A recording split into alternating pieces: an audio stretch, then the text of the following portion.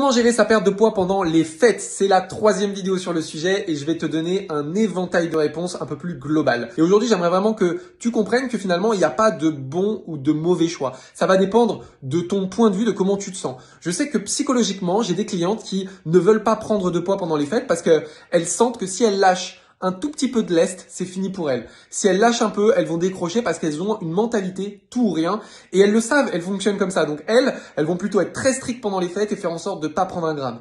À l'inverse, tu as des personnes qui ont envie de profiter en famille. Partager un bon repas, ça fait partie de leurs valeurs hautes. Elles n'ont pas envie de céder à ça. Donc elles vont prendre une semaine pour couper, se faire plaisir et elles savent que d'elles-mêmes, l'envie va revenir de reprendre un plan et une routine un peu plus saine dès janvier. Et puis ensuite, il y a des personnes qui vont faire un entre-deux. L'entre-deux, ça va être, ok, je vais être relativement strict la plupart des jours, même pendant les vacances, et je vais me faire plaisir sur certains repas comme le 24 au soir, le 25 au midi et le 31 au soir. Et en faisant ça, eh bien, on va venir modérer cette prise de poids qui va repartir quelques jours début janvier.